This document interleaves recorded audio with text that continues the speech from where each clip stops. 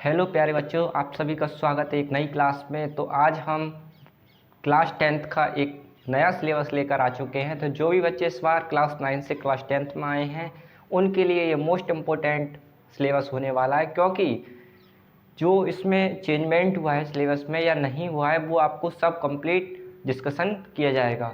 तो कई बच्चे ऐसे होंगे जिनका क्लास 9 पूरी तरीक़ा से बर्बाद हो गया होगा, यानी कि उन्होंने बिना पढ़े अपना टाइम वेस्ट कर दिया होगा, यानी उनकी जो पकड़ है वो 9th पर नहीं होगी और वो सोच रहे होंगे कि मुझे 10th में अच्छा स्कोर करना है, 90% बनानी है, 95+ बनानी है, बट उनका स्कोर अच्छा नहीं हो पा रहा होगा।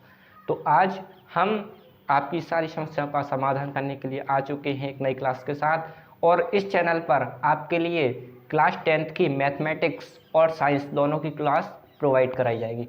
तो देखिए, ये है हमारा सिलेबस। सबसे पहले आप ये जान लीजिए कि देखिए, जो आपकी विज्ञान है उसके 3 पार्ट हैं। एक पार्ट है आपका भौतिक विज्ञान का, दूसरा पार्ट है रसायन विज्ञान का, और तीसरा पार्ट है जीव विज्ञान का। ठीक है, अब आपको ये बात समझनी है कि जो आपकी क्लासेस होंगी वो टोटल NCERT बेस्ड होंगी, और सबसे जो मेन बात होगी वो ये होगी कि आपकी जो क्लासेस की जो लैंग्वेज रहेगी, जो भाषा रहेगी, बिल्कुल आपके घर की भाषा की तरह रहेगी।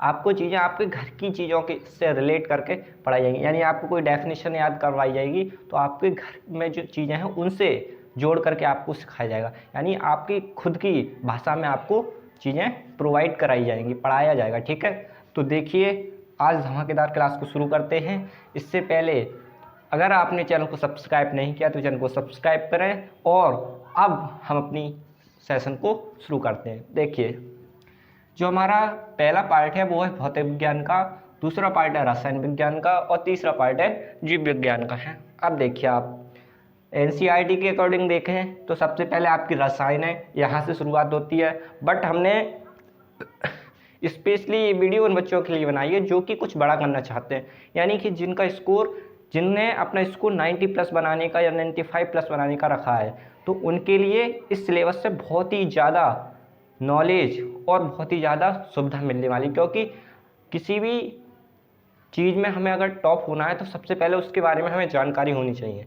ठीक है, तो देखिए भौतिक विज्ञान की बात कर लें तो भौतिक विज्ञान है, ये हमारा पहला चैप्टर है, प्रकाश, परावर्तन तथा अपवर्तन। देखिए ध्यान से, प्रकाश वगैरह आप कक्षा 9 में भी पढ़ के आए होंगे। ठीक है, तो देखिए प्रकाश क्या होता है, प्रकाश के अपवर्तन क्या होती है, प्रकाश के परावर्तन क्या होते हैं, ये सब हमें पढ़ना है। ठीक है, दूसरा है हमारा मानव नेत्र तथा रंग बिरंगा संसार, यानी कि जो हमारी आइज़ हैं, आँखें हैं, उनके में किन किन से मिलकर बनी होती हैं, क्या उसकी वक्रता त्रिज्या होती है, फोकस दूरी क्या होती है, कौन से लेंस यूज होते हैं जब हमारी आंखों पे चश्मा लगता है। ठीक है, किसको कौन सा दोष है, किसी को दूर का नहीं दिख रहा है तो उसे कौन सी दोष है ना।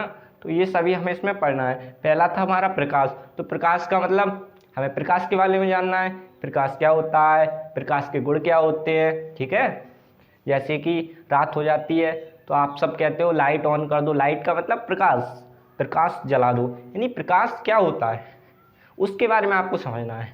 प्रकाश एक ऐसा कारक है जो वस्तुओं को दृश्यमान बनाता है, यानी देखने लायक बनाता है। ठीक है, फिर उसके बाद तीसरा है विद्युत। विद्युत क्या होती है, करंट, जिसे बिजली कहते हैं आम भाषा में, उसके बारे में पढ़ना है कि बिजली कैसे उत्पन्न होती है, क्या होता है इसका मेथड, यानी हमारे घरों में जो बिजली आ रही है वो कौन से मेथड से आ रही है। ठीक है, और चौथा विद्युत धारा के चुंबकीय प्रभाव। आपको शायद पता होगा कि बिजली चुंबकीय गुण भी, जिस किसी तार में अगर विद्युत धारा प्रवाहित हो रही है तो वो चुंबक की तरह काम करता है, अपनी तरफ खींचने का कार्य करता है। इससे आपको पढ़ने को मिलेगा कि विद्युत धारा के चुंबकीय प्रभाव क्या हो सकते हैं, वो आप सब इसमें देखेंगे। और लास्ट यूनिट हमारा पर्यावरण। हमारा पर्यावरण का मतलब आपको बेसिक सी चीज़ें देखनी होंगी, जैसे कि हमारे पर्यावरण में क्या क्या है, कौन कौन से घटक हैं, कौन कौन सी जीव हैं जो कि एक दूसरे से जुड़े हुए हैं। ठीक है, वो सब आपको अच्छे से पढ़ना है।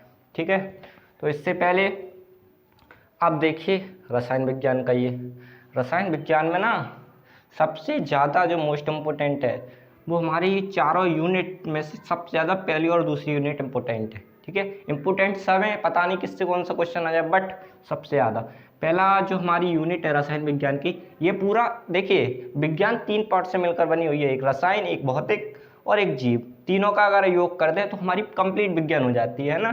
तो विज्ञान में हमारा रसायन विज्ञान वाला भाग आता है और एनसीईआरटी के अकॉर्डिंग ये पहला चैप्टर है। देखिए रासायनिक अभिक्रिया तथा समीकरण, यानी रासायनिक अभिक्रिया क्या होती है। रासायनिक अभिक्रिया मतलब कोई दो पदार्थ लिए उन्हें मिला दिया, एक नया पदार्थ बन गया, इस घटना को रासायनिक अभिक्रिया कहते हैं। यानी कौन कौन सी, अब आप सोचते होंगे ये केमिकल बन के आ रहे हैं, जो भी आप प्रोडक्ट लेते हैं दवाई वगैरह, वो किससे मिलकर बन के आ रही हैं, उनके अंदर कौन सी प्रोसेस हो रही है, तो वो सब आपको पढ़ना है। रासायनिक अभिक्रिया क्या होती है ना, ये सब आपको पढ़ना है। कैसे बैलेंस्ड होती हैं, अनबैलेंस्ड क्या होती हैं, ये सब आपको पढ़ना है। उसके बाद दूसरे नंबर पे हमारा अम्ल, क्षार एवं लवण।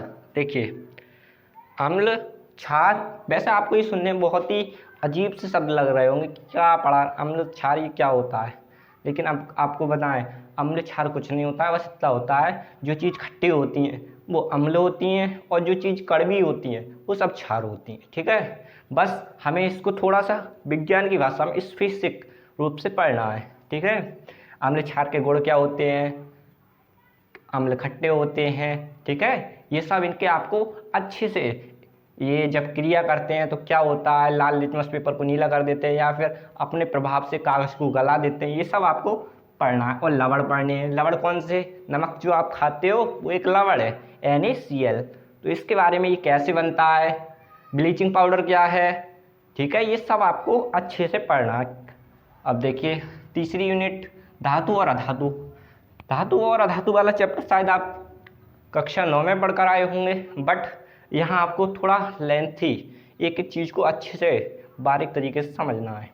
देखिए धातु क्या होती हैं, जो पीटें तो आवाज़ करें, और दूसरी बात जब उनको हम खींचना चाहें तो खींच सकते हैं, और विद्युत की सुचालक होती हैं। ठीक है, धातुओं के गुण क्या होते हैं, इलेक्ट्रॉन त्यागती हैं। ये सब हमें बेसिक सी चीज़ें पढ़नी होंगी। अधातु क्या होती हैं, इनके गुण क्या होते हैं। अधातु में जैसे प्लास्टिक, मोम, ये सब अधातु होते हैं जिनमें विद्युत धारा का प्रवाह नहीं होता, वो अधातु होती हैं। तभी तो जब हम बिजली का काम करते हैं तो कुर्सी पर खड़े होते हैं, क्योंकि कुर्सी अधातु है, ये विद्युत का प्रवाह नहीं करती। देखिए अगला चौथा है कार्बन और उसके यौगिक।